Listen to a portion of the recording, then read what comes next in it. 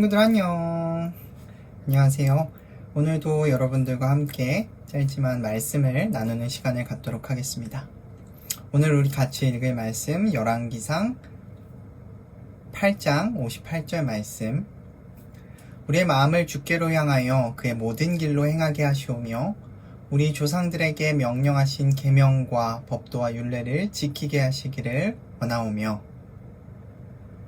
같이 읽은 말씀 열왕기상 8장 58절, 이 말씀을 가지고 처음과 다른 마음이라는 제목으로 같이 말씀을 나누도록 하겠습니다. 요즘 목사님도 그렇고 우리 친구들도 그렇고 많이 듣는 K-POP 노래의 주요 소재와 주제는 물론 여러 가지 것들이 요즘에는 참 많아졌지만 그래도 그 중에 가장 많이 쓰이는 것은 사랑입니다. 선율이 아름다운 발라드도, 빠른 비트의 EDM도 그렇고, 또 귀에 쏙쏙 꽂히는 힙합, 랩의 가사도 사랑을 주제로 한 노래가 가장 많습니다. 사랑하는 사람과 아름답고 또 예쁜 사랑뿐 아니라 사랑이 끝난 후에 이별에 대한 노래도 정말로 많아요. 사랑하는 사람들도 그리고 이별한 사람들도 모두 애절한 사랑 노래를 들으며 위로받기도 하고요. 또 공감을 얻기도 하고 다시 힘을 내기도 합니다. 사랑하는 연인들이 헤어지는 이유는 한두 가지가 아니지만 많은 이유들이 있겠지만 그 중에서도 가장 가슴 아픈 주제는 배신이라고 생각합니다. 여러분 어떠세요? 서로 좋아하던 이성 친구에게 배신당한 경험 있으신가요? 혹은 동성 친구들 간에도 배신당한 경험 여러분들 있으신가요? 사랑하는 사람을 앞에 두고 다른 사람을 사랑하는 배신이야말로 가장 상대방에게 큰 고통을 안겨주는 배신이죠. 그러면 여러분들 이 배신의 반대말은 무엇일까요? 네, 충성입니다. 전쟁 중에 상관에게 충성하지 않고 아군을 배신하는 병사나 지휘관에 대한 형벌은 죽음입니다. 어떤 조직이나 사람에 대한 그 신뢰관계를 일방적으로 깨뜨리는 행위를 우리는 배신이라고 얘기합니다.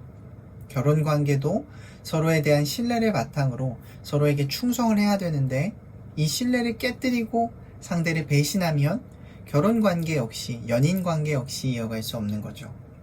사람과의 관계에서도 이 신뢰를 한번 깨뜨리면 관계를 유지할 수가 없는데 우리와 또 하나님과의 관계는 여러분들 어떨까요? 우리가 사랑하고 또 우리를 사랑하신 하나님 앞에서 우리는 어떤 믿음의 삶을 살아가야 할지 이 오늘 본문 말씀으로 함께 생각해 보겠습니다. 이스라엘 왕국의 두 번째 왕은요, 다윗이었습니다. 다윗이 세운 이 다윗 왕조는 하나님의 말씀을 잘 믿었고 그 말씀을 잘 따라 살아갔기 때문에 영원할 것 같았어요.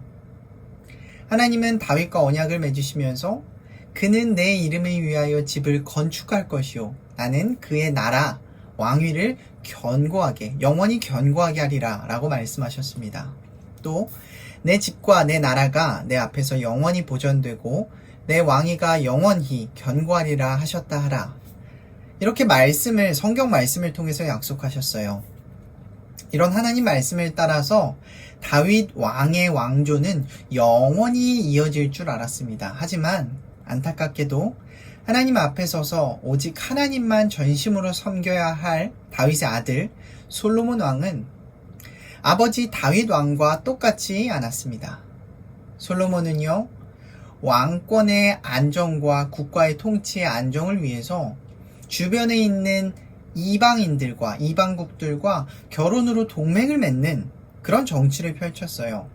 하나님은 이스라엘 백성들에게 이방인들과 통혼하지 말라 이렇게 얘기를 하셨는데 국가의 지도자였던 솔로몬이 앞장서서 통혼 정책을 시행하면서 자신이 가장 최대의 수혜자가 되었습니다. 심지어 솔로몬은 그 이방 여인들과 결혼만 한 게 아니라 그들이 믿는 우상을 자신의 나라로 들여와서 그 이방 여인들의 우상들까지도 같이 사랑했어요.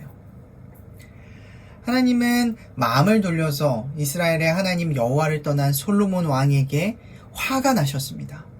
하나님은요, 2번이나 나타나서 다른 신을 따르지 말라라고 경고를 하셨는데 솔로몬은 이 하나님의 말씀, 명령을 지키지 않았어요. 그러자 하나님은 솔로몬에게 내게 이러한 일이 있었고 또 내가 네 언약과 내가 내게 명령한 법도를 지키지 아니하였으니 내가 반드시 이 나라를 내게서 빼앗아 내 신하에게 주리라 라고 말씀하십니다.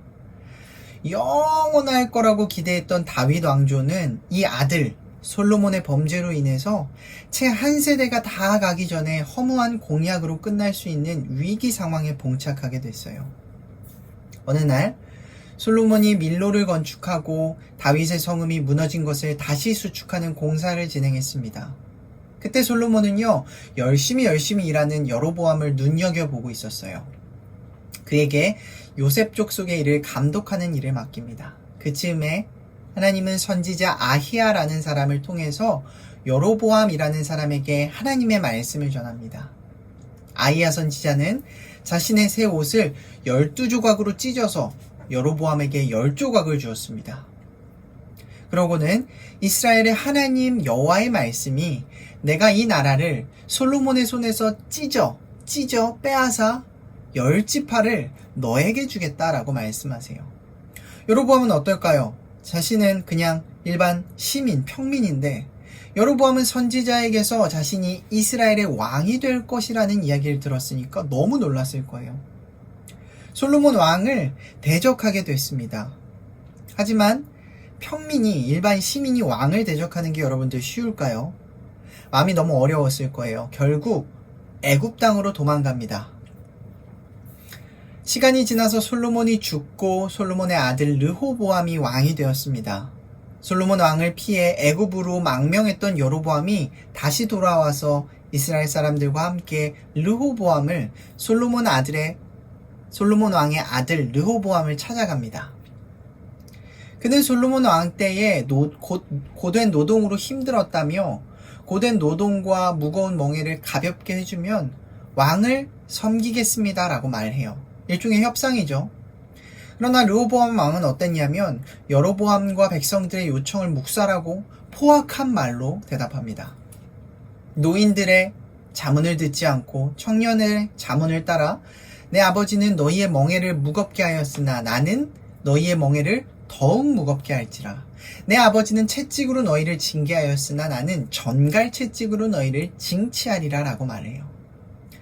르호보암 왕의 말을 들은 여로보암과 이스라엘 사람들 어땠을까요? 배신감을 느꼈겠죠. 그리고 르호보암과 이스라엘에게서 완전히 등을 돌려버립니다. 여로보암은 자신의 지파인 에브라임 지파를 중심으로 유다 그리고 베냐민 지파를 제외한 10지파 동맹을 만들어서 12개 중에 10지파니까 과반수가 훨씬 더 넘죠. 그만큼 세력이 막강했어요. 동맹, 연합을 만들어서 북왕국 이스라엘로 독립하고 오직 유다 지파와 베냐민 지파 12지파 중에 2지파만 남아서 남왕국 유다로 갈라지게 됩니다. 지금 우리나라처럼 북한 남한처럼 북이스라엘과 남유다로 나뉘게 된 거예요. 여로보암이 등장해서 통일왕국 하나였던 나라 이스라엘이 둘로 갈라지는 것은 이미 선지자를 통해서 예언된 일이었습니다. 새로운 왕으로 세워진 르호보암은 여로보암과 협상할 때 기대대로 응하지 않았죠. 성경은 이 말씀에 대해서 왕이 이같이 백성의 말을 듣지 아니하였으니 이 일은 여호와께로 말미암아 난 것이라. 여호와께서 전에 실로 사람 아히야로 느밧의 아들 여로보암에게 하신 말씀을 이루게 하심이더라 라고 말씀합니다.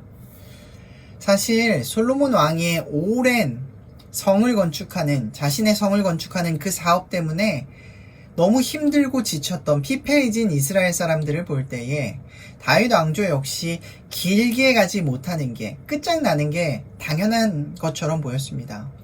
화가 난 사람들을 진정시키고 또 안정시키기는커녕 백성들을 더 자극만 했기 때문이었어요. 힘을 갖고 있었던 10지파가 똘똘 뭉쳐서 유다와 베냐민 지파와 전쟁을 하는 것도 아마 가능했을 거예요.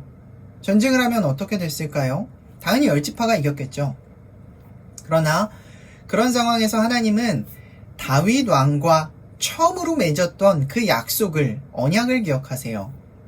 다윗 왕조와 맺은 언약을 기억했습니다. 비록 그의 아들 솔로몬이 우상을 섬기고 하나님을 배신하고, 또 솔로몬 아들 르호보암은 여로보암과 이스라엘 백성들을 자극해서 국가를 분열시키는 사태를 맞았지만, 하나님께서는 이 유다 지파를 보호하셨고 베냐민 지파와 연합하여 남왕국 유다로 남아서 그 하나님을 잘 믿었던 다윗의 가문 유다 지파를 유지하게 하셨습니다. 신실하신 하나님, 특히 언약, 약속의 신실하신 하나님은 진심으로 하나님을 섬긴 1대 왕, 2대 왕 다윗을 생각해서 그 아들 솔로몬과 그 아들 또 르호보암이 초래한 국가 분열 상황에서 다윗 왕조를 그대로 유지하게 하십니다. 다 무엇 때문이라고요? 다윗 왕과 하나님이 맺었던 약속 때문에. 실로의 선지자 아히야가 여로보암을 10지파 연합체의 지도자로 예언할 때도 선지자는 이미 여로보암에게 그의 아들에게는 내가 한 지파를 주어서 내가 거기에 내 이름을 두고자 하여 택한 성읍 예루살렘에서 내 종 다윗이 항상 내 앞에 등불을 가지고 있게 하리라 라고 말씀하셨습니다. 여러분들, 청소년기의 삶이란 많이 좌절해봐야 하고요, 많이 실패해봐야 되고 이것저것 여러 가지 일들을 많이 겪어야 하는, 그러면서 좌충우돌하는 그런 삶의 연속입니다. 차분하고 안정되고 올바르고 착하고, 어때요? 듣기만 해도 너무 좋은데, 이런 것들은 부모님이나 어른들의 욕심, 선생님의 기대이지 청소년들의 모습은 결코 그럴 수가 없습니다. 불같이 화를 냈다가 금방 친구들이랑 깔깔거리고, 짜증을 내다가도 옆에 붙어서 친구랑 히히닥거리면서 넘어가고, 또 넘어지고 속상하고 울다가 다시 일어나서 좋은 동네를 돌아다니면서 즐거워하는 모습이 너무나도 자연스러운 게, 그 감정의 기복이 심한 게, 오늘 이랬다가 내일 저러는 게 너무나도 당연한 게 청소년들의 모습입니다.